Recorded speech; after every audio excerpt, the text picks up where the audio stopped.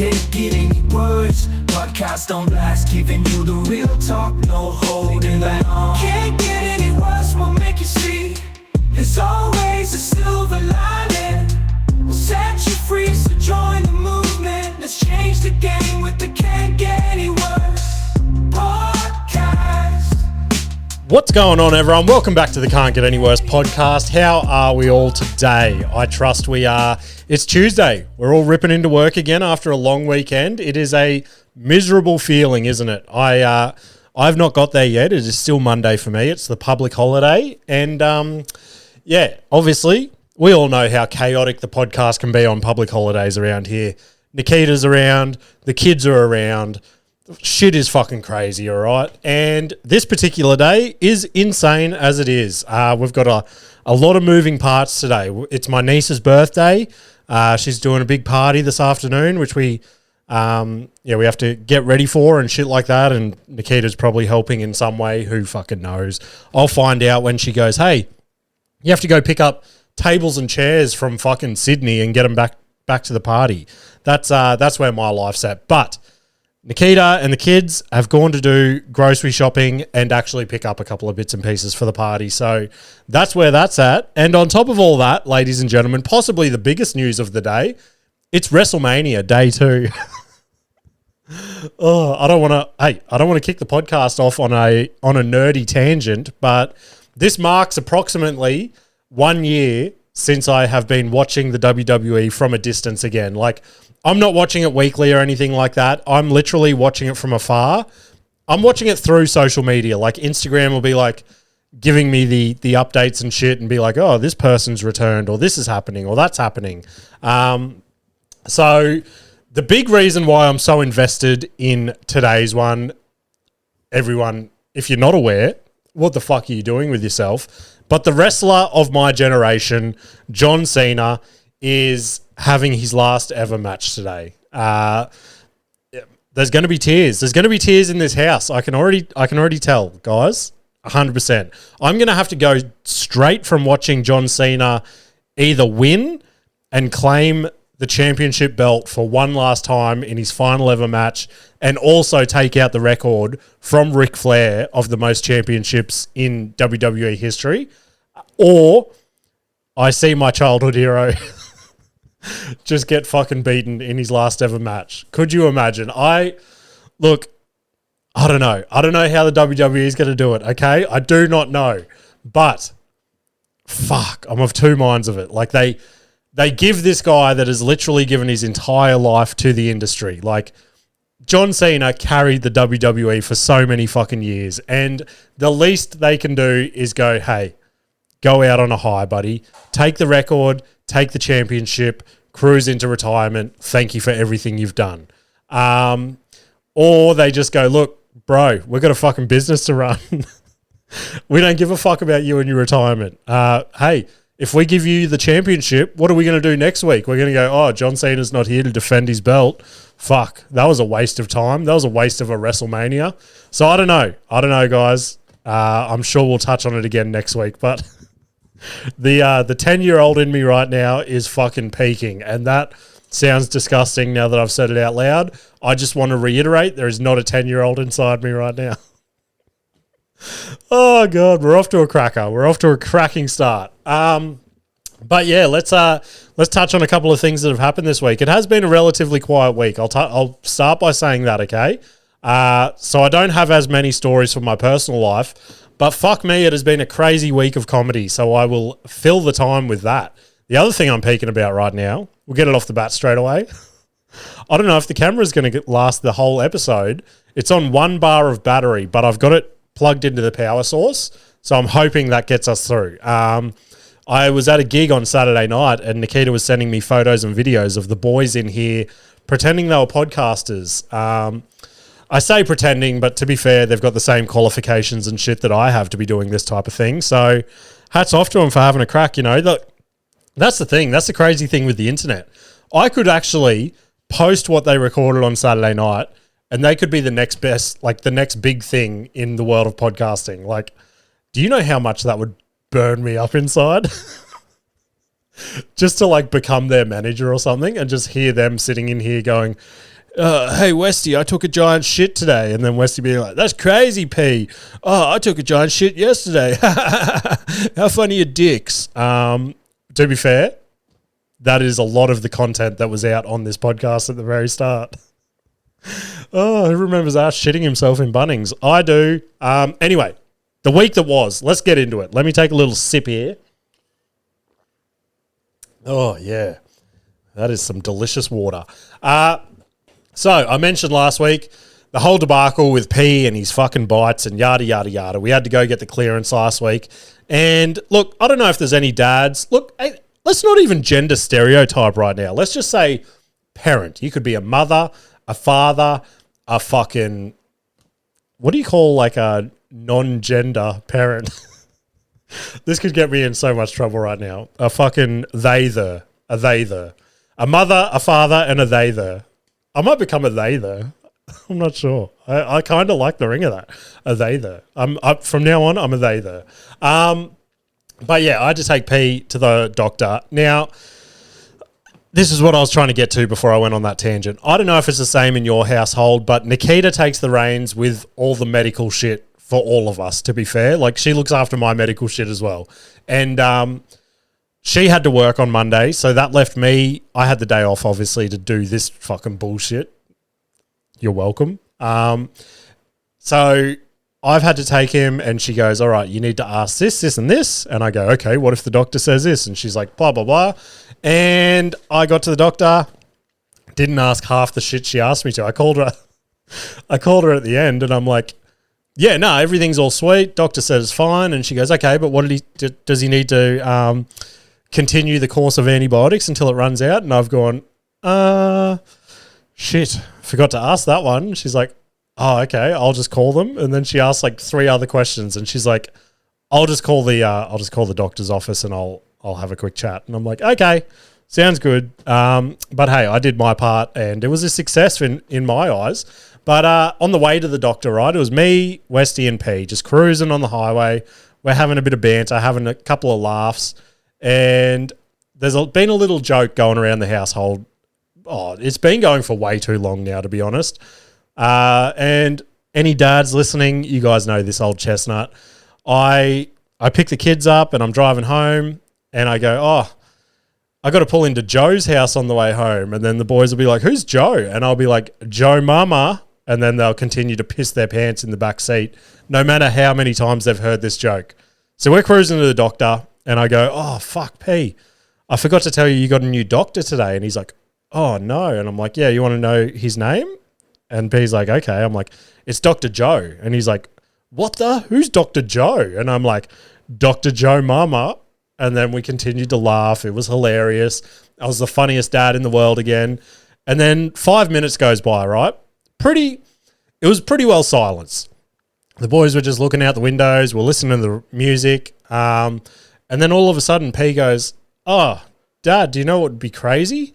And I'm like, what's that? He's like, imagine if my doctor's name was Butt Cheeks Helicopter. And I'm like, that would be crazy, P. That would be a crazy situation if your doctor's name was Butt Cheeks Helicopter. And then the boys continued to laugh, and I'm like, what does it mean? Is there a joke behind that? He's like, nah, I just thought it'd be funny if I had to go and be like, hey, I'm here to see Dr. Butt Cheeks Helicopter. And I'm like, that would be funny. That actually would be hilarious. So if there's any doctors out there that are looking to legally change their names, I would suggest Dr. Butt Cheeks Helicopter. Oh, fuck. Hey, I told you it's been a quiet week, ladies and gentlemen. But let's get on to a couple of awkward moments, okay? Oh, fuck. I just realized some of this hasn't... what the fuck? Some of my list here, I'm going to have to edit on the fly, so bear with me. But let's rip into this one. We've got a local corner store, right? I'm sure you've all got a corner shop in your suburb that you probably frequent regularly to get little bits and pieces, right? Now, we know all the staff there. They all have a bit of banter with us. It's all a fun time, okay? But every now and then, specifically public holidays or long weekends, things like that, the owners are in there and they're working the shifts, okay? I don't want to say, I don't want to say it out loud if you guys are listening to this, and you might even want to jump on board as a sponsor. They're a little less fun than the staff they've got working there, okay? And understandably, it's their business. They've got to run it professionally. But they never have much banter or laughter with you when you go in. So I get there, and the lady is there, okay? Now, I get my stuff, I put it on the counter, and the lady is resorting the cigarettes behind the counter. And I'm like, okay. She would have heard me place my stuff down, and she will get to me when she has time. So I'm standing there, 30 seconds goes by. She still hasn't turned around.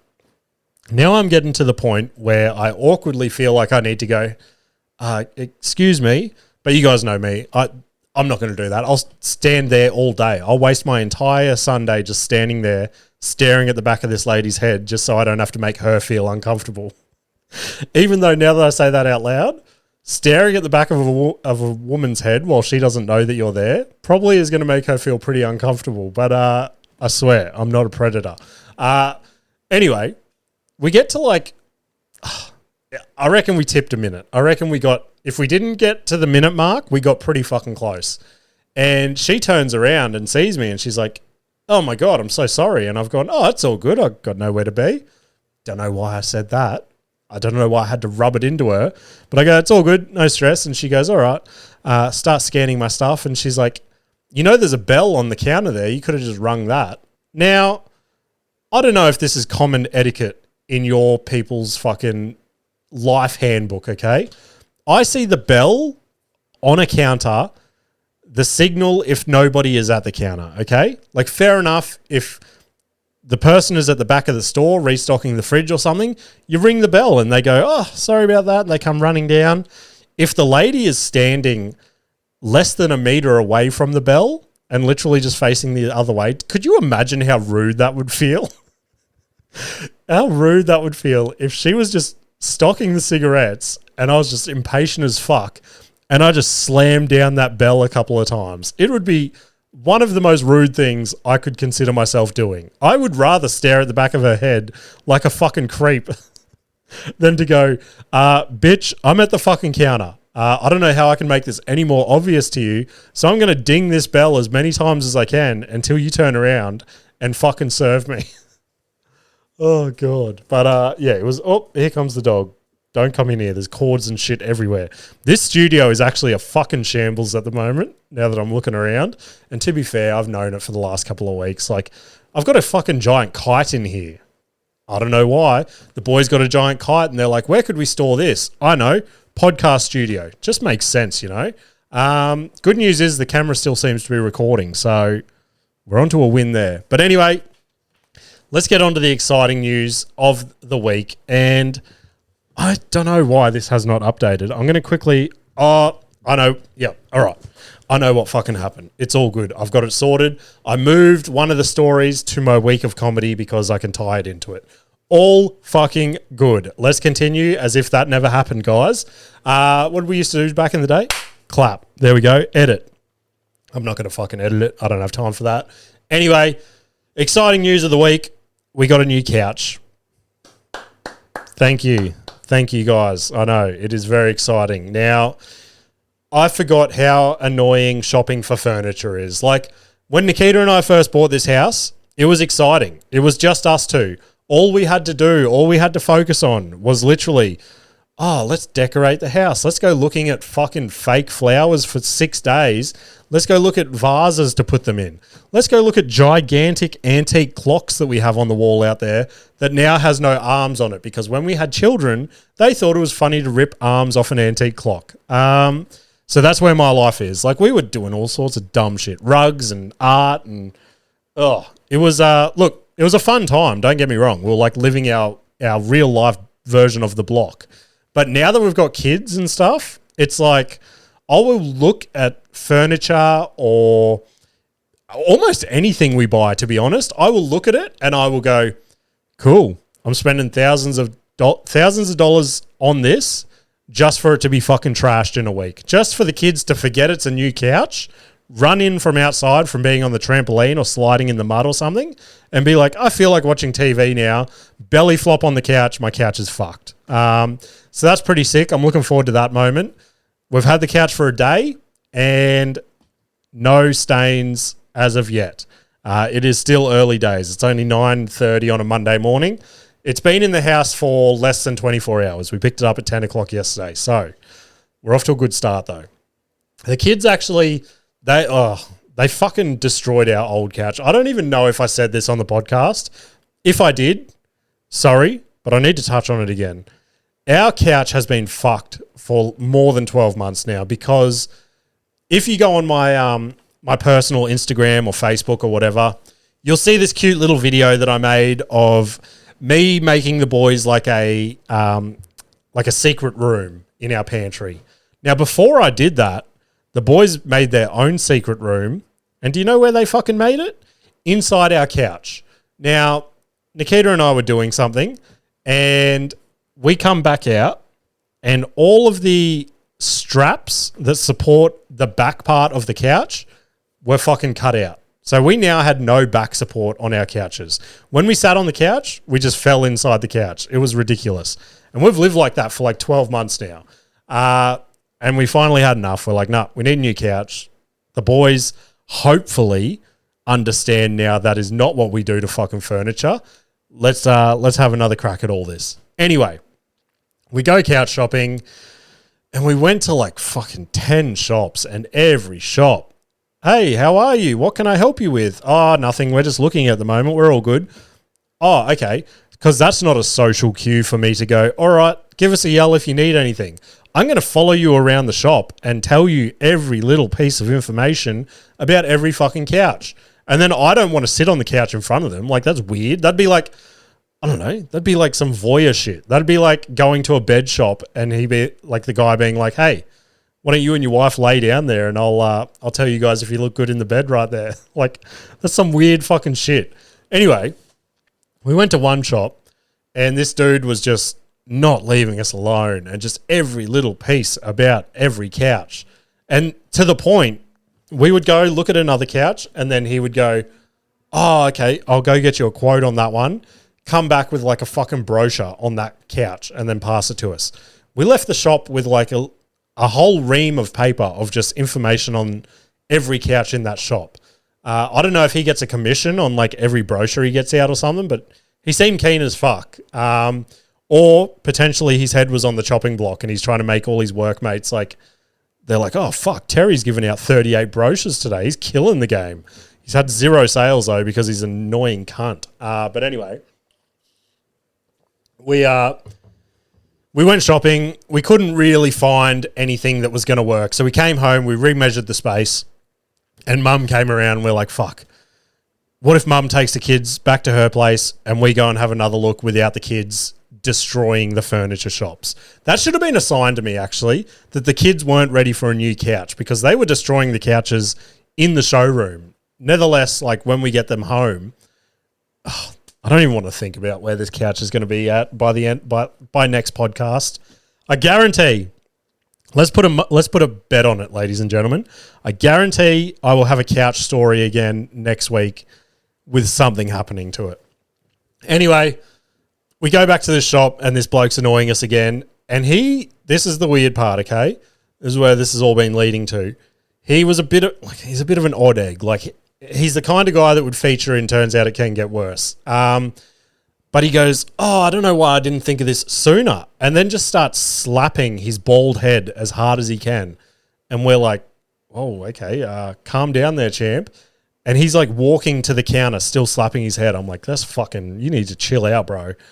And then he comes back, gives us another brochure on this fucking disgusting couch that just we hated. And we're like, yeah, no, we'll have a think about that. I'm like, we need to get out of this shop right now. This dude is not going to leave us alone.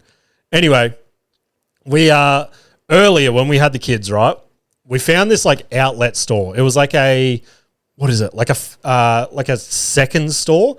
Like if something gets damaged during the delivery or something gets damaged in their showroom, they put it over there and they sell it for fucking nothing, basically. Anyway, we saw a couch there that we kind of liked, and it had a couple of rips on the back of it from, apparently it happened during the delivery. The person didn't want it anymore. Fair enough. Now, where those rips were was going to be against a wall in our lounge room, so you're never going to fucking see them. Now, we were pretty set on this couch. It was the most comfortable one we sat in all day. We could mix and match a configuration to make it work with our lounge room because we have a bit of a awkward, like, long shape. And it just seemed to work, okay? We're like, we don't really want a second-hand couch, though. And, like, it wasn't even second-hand. It just got damaged in the delivery. But we just couldn't get past that. So after we dumped the kids, we went back to the shop. And we went to, like, the main shop that outlet was from. And we're sitting in this couch, and we're fucking falling in love with this couch. And we look at the price tag, and it was, they had a sale. It was, like, half price. So this $12,000 couch was now $6,000. And we were, like, getting ready to pull the trigger. We're like, this is it. This is the couch. And all of a sudden, it's, like, clicked in my brain, and I've gone, hold on. This is the exact same fucking couch from the factory outlet that just had 2 little rips in the back of it. And I said to Nikita, I'm like, what's the name of the couch on the tag? Everything lined up. I'm like, we're not fucking buying this couch. I go, look, this is the same couch as over there, and it's fucking $1,700 over there. And then all of a sudden, everything lined up, and we just went and bought it. So, yeah. Did we get a new couch? Let's just say new to us, ladies and gentlemen. But there was a couch there that I fucking loved, and I'm still half tempted to go back and get it for the podcast studio. I remember back in the day when I said Westy got like fluffy autistic bed sheets. This was a fluffy autistic couch. It was like a big 2 or 3 seater long couch, and it was just wrapped in like fucking, I don't know, like bear hair, like polar bear hair or something. And holy fuck, I felt so relaxed when I sat in it. It's legit the ultimate autistic chair.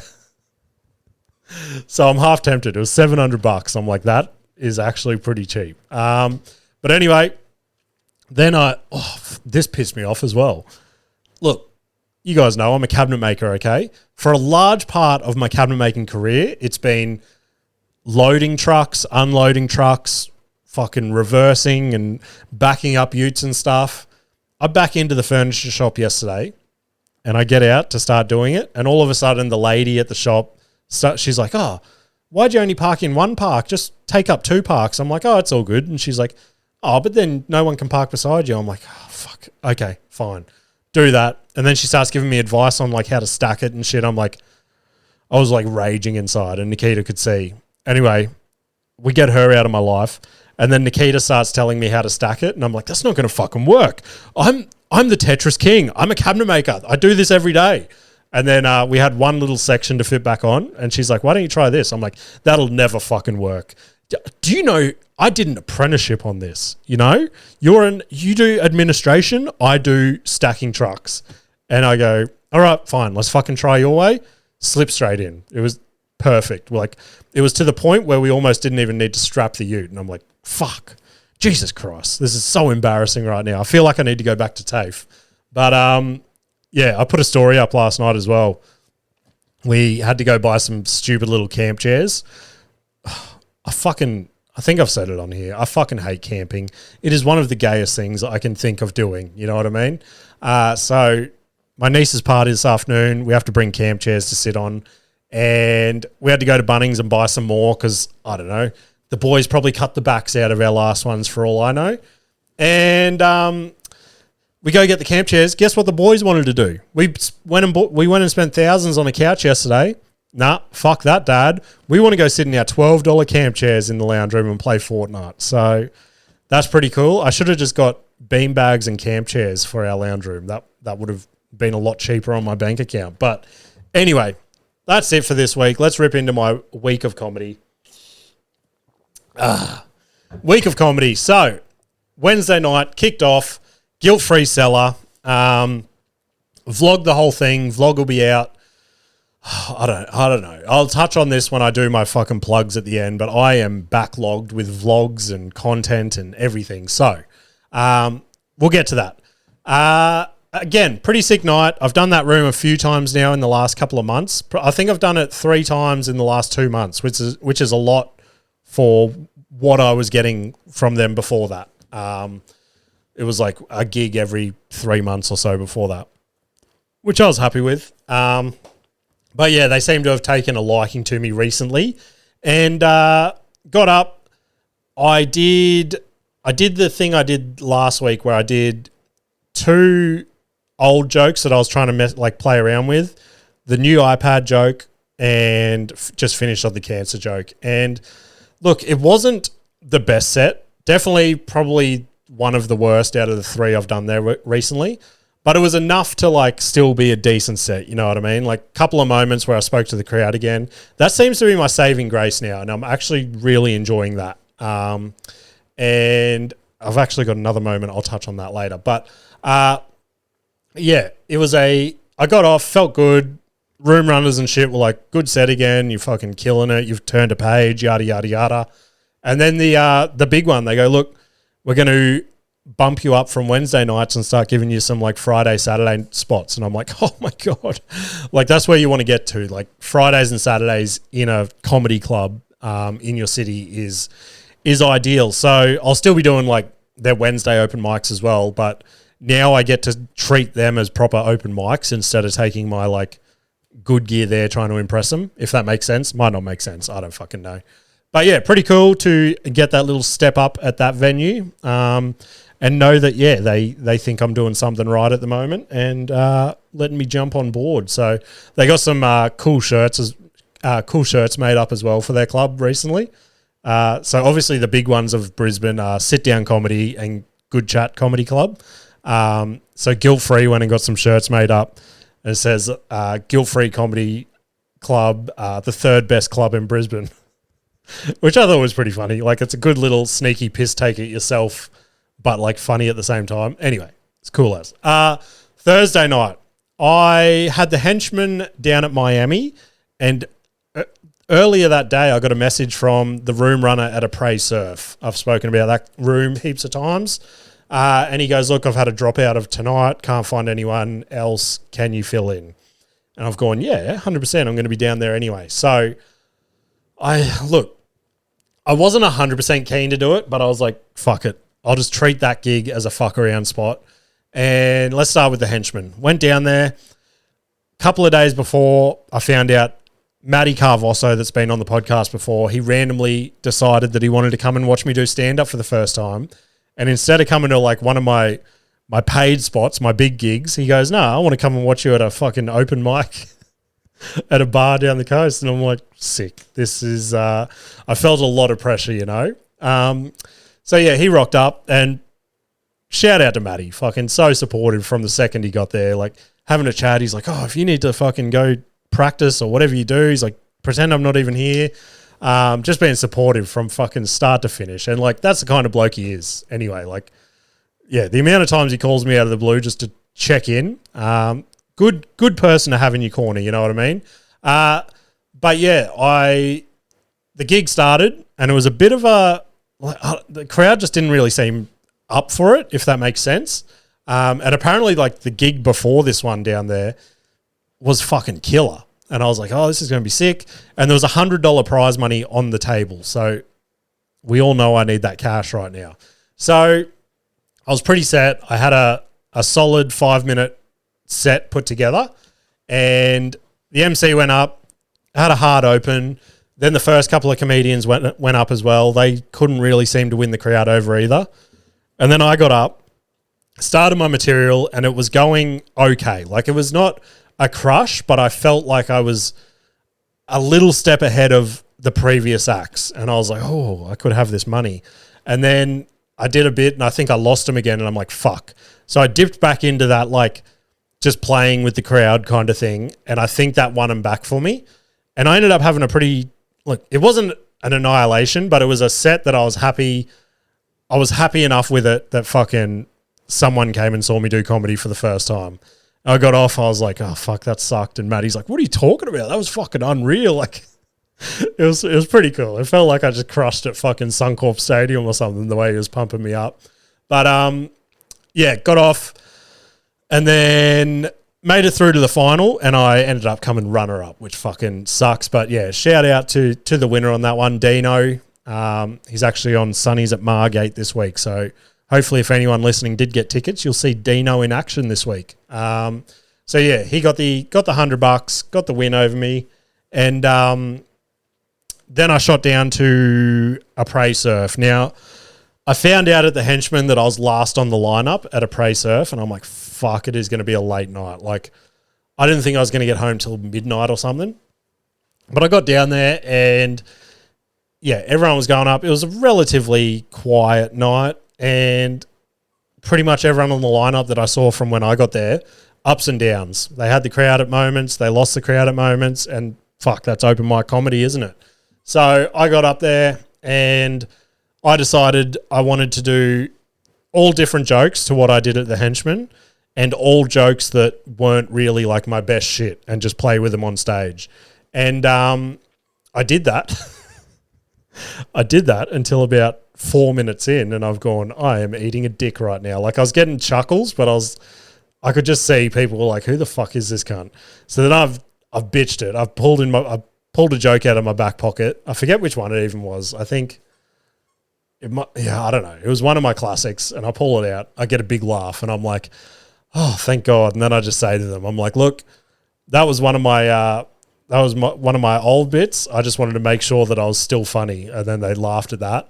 And then I went back into the shit, and look, I still didn't entirely have them, but I feel like I won them over enough with that little bit of acknowledgement of, okay, this is all shit, bear with me, and it could turn into some gold that was. But yeah, I think it made me, like, next time I do a prey surf, I literally want to almost go up there with nothing. Like, have a couple of premises written down on my hand or something, and if I can't get anything out of the crowd, then I'll just riff on those, because I've never really attempted that.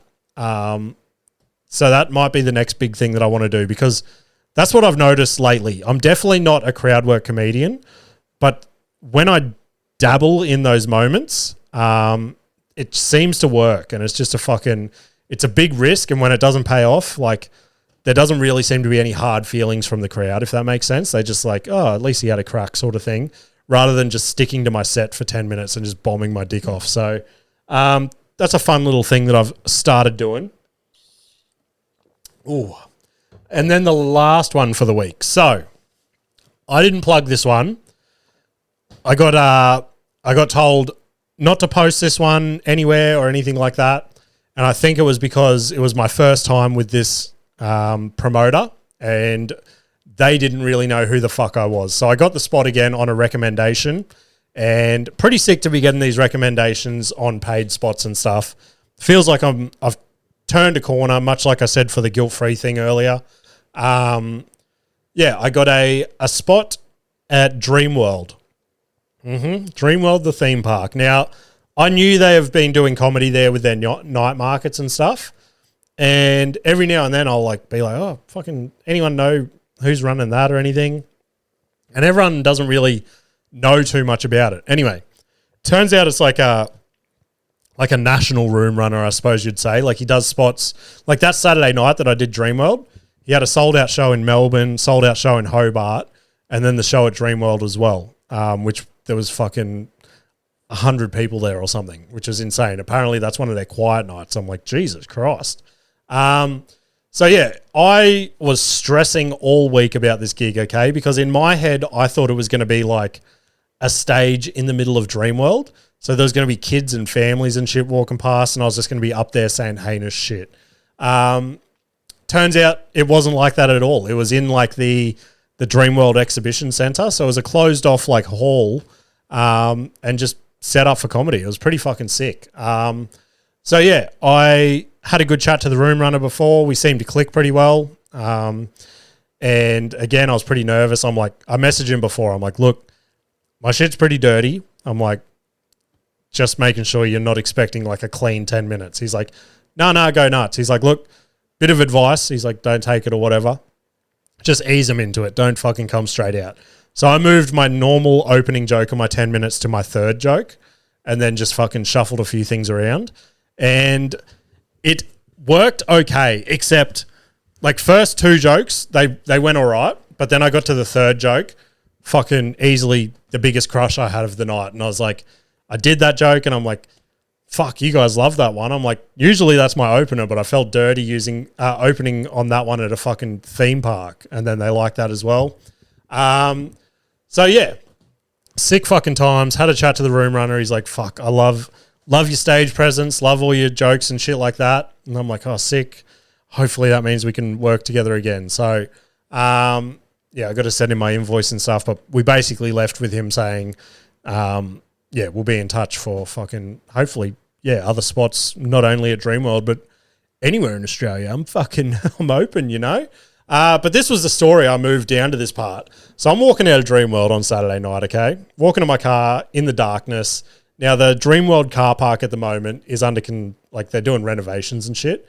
So most of the lights there were off. So it was just a dark car park.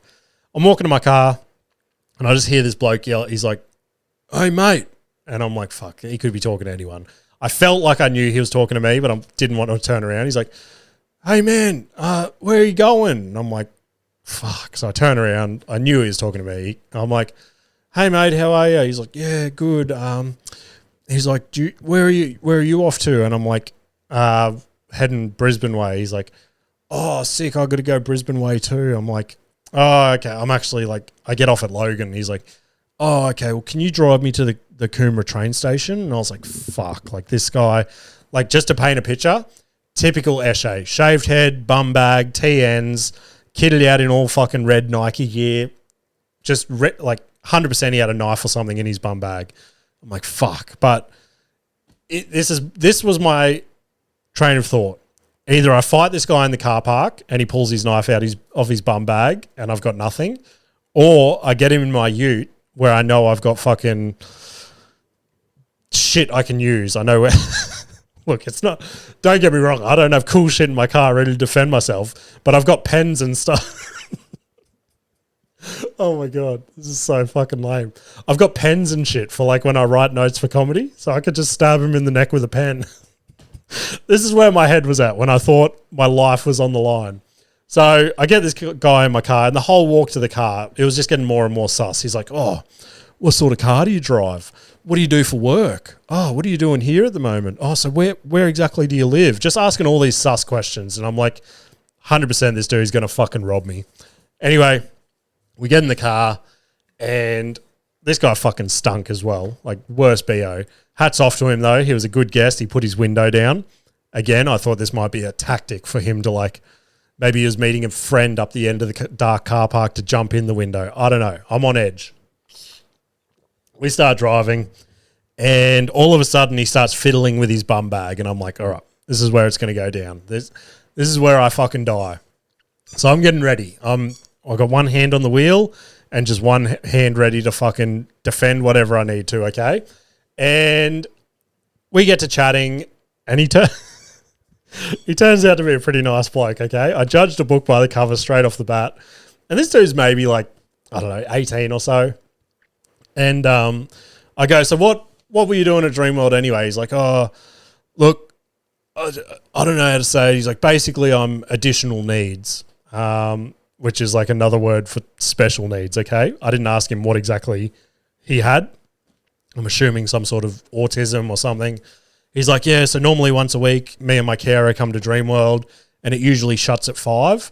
So my carer left at 5, and they didn't know Dreamworld was still open till 9 tonight. So I went back into Dreamworld by myself, came out, and I was like, oh, I've got no way to get home.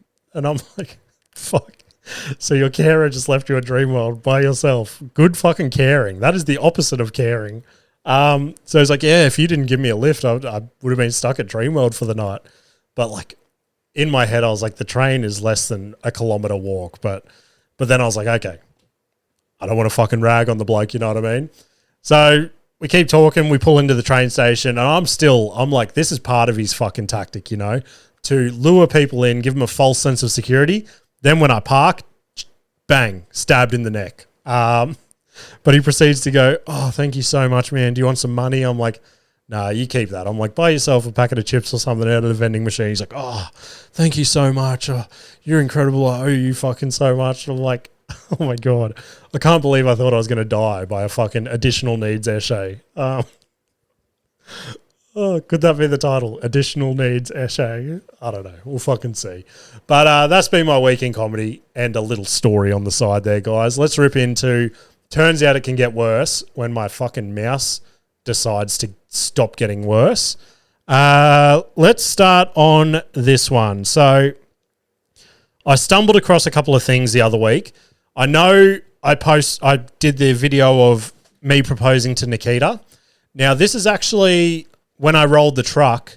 This was actually my court hearing, okay? So let's see. It was a bit of a bad read I got in court. So let's see what the judge had to say. I got a new strap-on harness today. Yep. I can't wait to put it on you. Mm-hmm. It will fit my favorite dildo perfectly. You're going to look so hot. I can't wait to have your cock in my mouth. I'm going to give you the blowjob of your life. Then I want you inside of me. Yeah, so that was all true, guys. That was all true. But holy fuck, could you imagine?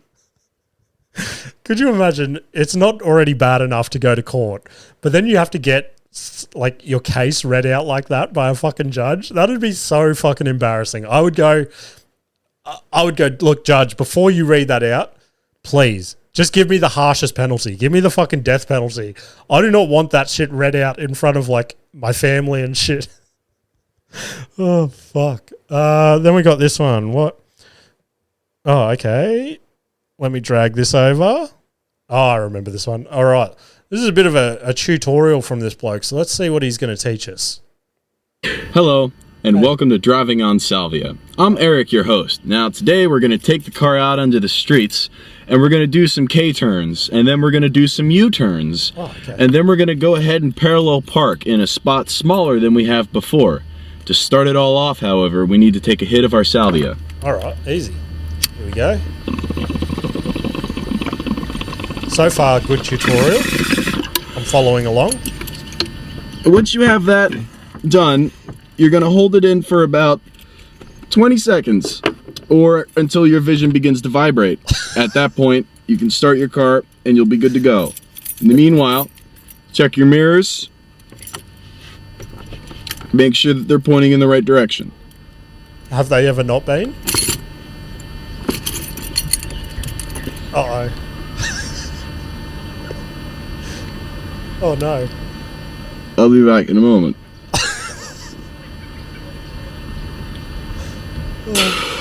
Ooh. Uh-oh. I waited a long time on that one. So he didn't get to do his fucking parallel park, guys. I don't know if there's a part 2 of that video.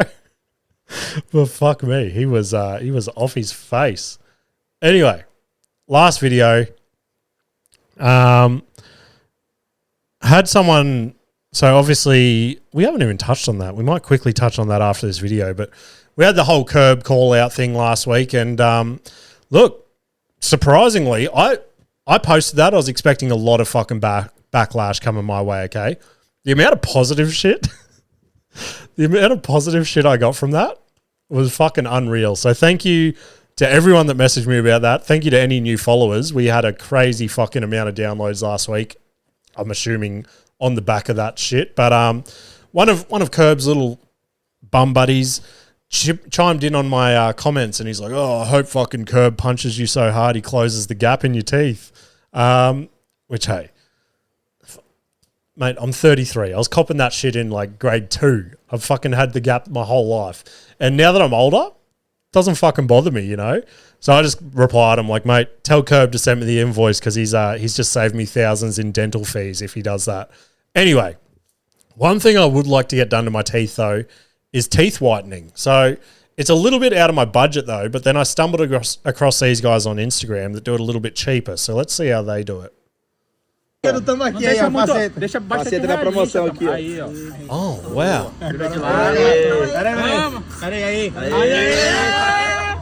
Well, I didn't even think of doing it that way. So basically, it seems that they've just got like a bread bag that you get like your loaf of bread in, cut a little slit in it, put that over his mouth, made him smile, and then just sprayed it with white spray paint. So that's a cheap way to get your teeth whitened, ladies and gentlemen. If anyone else is looking at getting done, maybe we could go halves on a tin of spray paint together and make it happen. But let's get into things I've consumed this week or things I think are worthy of a little bit of a shout out. So let's start with the Tim Dillon special that came out on Netflix this week. Now, I will say I'm only halfway through it, okay? I started it at a bad patch at work where, like, I thought I had time to watch it while I was doing, like, quotes and shit. But then people kept coming in and out of my office, so I just fucking got to halfway. I'm like, I'm going to finish this when I have time. But Tim Dillon's just a fucking treasure, you know? He just comes out, says things whatever he wants, says what he means. No fluff or anything. So I'm keen to finish that one. What I saw so far, look, I don't know. It's that age-old thing that has been going around for a couple of years now. A special is not necessarily special anymore, you know, because everyone's got one. So it takes something huge to make me go, okay, that was fucking unreal. That was so good. Everyone needs to go and watch this right now. So far from what I've seen, I like it. Is it the best special I've ever seen? No, probably not. So yeah, it's and it's crazy as well. Like, obviously that's on Netflix. It's got this huge budget behind it, things like that. But then you go and watch like a self-funded special. Like, I'll put it up there. One of my favorite specials of all time, Dan Soder, On the Road special on YouTube. One of the best like comedy specials I've seen, just up there on YouTube for free. That dude is fucking hilarious. Same with Shane Gillis's first special, Live from Austin or whatever it was, up on YouTube for free. Next to no production quality and just unreal. So I'll finish that one. Nikita and I have started the new season of Love on the Spectrum.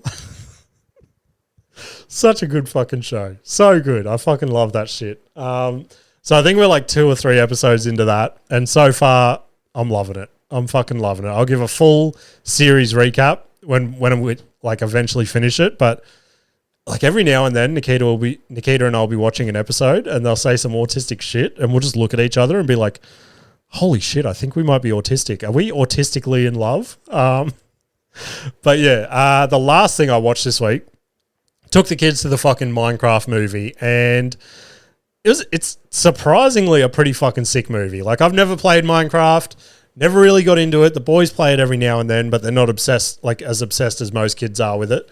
And yeah, Jack Black fucking killed it. Funny as always.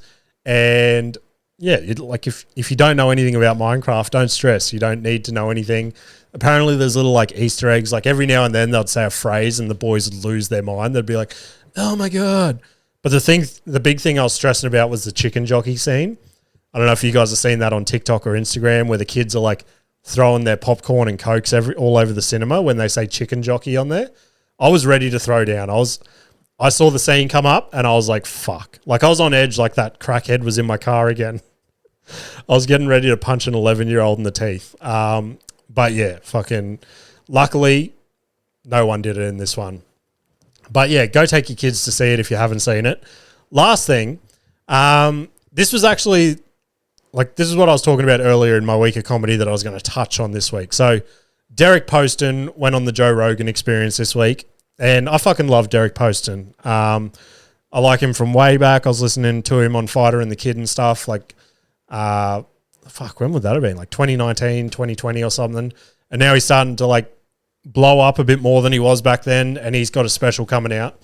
And they touched on a little thing in the podcast just talking about anxiety and shit like that.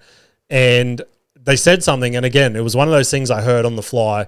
I should have fucking clipped it for the motivational clip instead of what I got. But anyway, maybe next week. But they said something about like people having anxiety just going to their day jobs nonstop, things like that, and how that can be so anxious, but then they don't choose to be anxious about things they want to do, like in my situation, comedy and podcasting and shit. And I was like, holy shit, that is so crazy, because 100% I am fucking anxious all night the night before to go to my day job, and then what's going to happen? Is there going to be angry builders? Is something going to turn to shit? Are we going to have to fucking fix this and do this and do all this shit? But then I'll go to do comedy and I'll be like, oh, I'm too scared to try a new joke. And it's like, fuck, you just spent 8 hours of your day being anxious about shit that you don't want to do. Why not be anxious about this thing for a couple of minutes? If it doesn't work, then fucking whatever. Like, problem solve like you would in your day job. So I thought that was a cool little thing they were talking about. If you haven't checked that episode out, go check it out. It's a fucking cracker. But let's finish on a bit of motivational clip from this fucking weapon. We've had a few from him in the past. I don't think we've had this one. If I have, forgive me, but let's go. Ignore and outperform them. You keep gossiping and I'll keep working. You keep talking smack and I'll keep working. You keep focusing on everything and everyone else and I'll keep working. And you will lose, I will win. Fucking Jocko Willink right there. One of the hardest men on the internet. So yeah, that was a cool little clip I saw this week that I was like, let's bring that on the podcast, eh? Anyway, shows to plug for this week. I have, I said I was going to touch on the curb thing as well.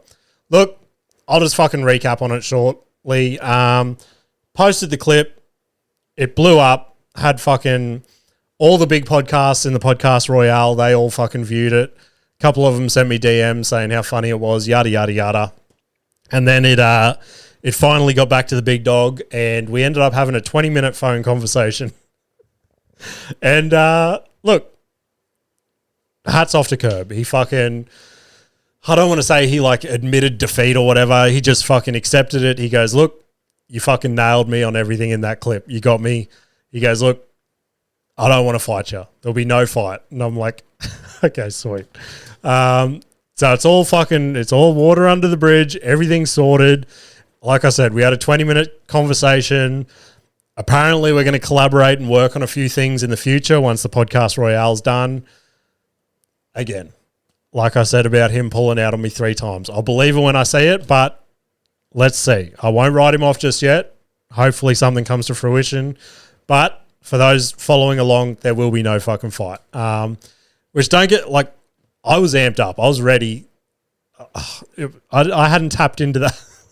I hadn't tapped into that anger for quite a while. But I don't know, something about training for a fight actually got me a little bit worked up. So if there's any other podcasters out there that want to throw down, oh, fuck, 2 call-outs in 2 weeks. Who am I? Anyway, shows for this week. Let's get on to that. Saturday the 26th, we have our next show at Sunny's at Margate for West Park Productions. That one is at 5 p.m. Then I'll be packing up all my shit straight from that as quickly as I can and shooting over to Good Chat Comedy Club where I'll be on their Gong show. Last time I did the Gong show, I got disqualified because I didn't know you had to keep talking until you get gonged out. I basically, because they're like, prepare a 7-minute set. So I did my 7 minutes and then walked off stage and I was like, and everyone's like, what the fuck are you doing? You would have won. I'm like, fuck. So this time I'm just going to be talking non-fucking stop. So if you're in Brisbane, come Good Chat Comedy Club on Saturday night. Killer fucking lineup. It'll be a fun night. May 2nd will be at Moree. That one is now sold out. So you can't get tickets for that if you're in the Moree area. But May 3rd at Dubbo. Still tickets for that one. So we're at about half capacity for that one. So if you are in the area, you know anyone in the area, I think the guy running it is doing another big push on community groups and shit this week. So, yeah, help a brother out. You know what I mean? Other than that, send submissions via DM on Instagram or at cantgetanyworsepod@gmail.com. Keep sharing the fuck out of the podcast. Like I've said recently, where I'm starting to fucking feel good about numbers and shit that I'm seeing. It's, yeah, everything's fucking coming together. Comedy, podcasting, yada, yada, yada. So appreciate everyone that's listening. Appreciate everyone that's sharing. And I will see you later.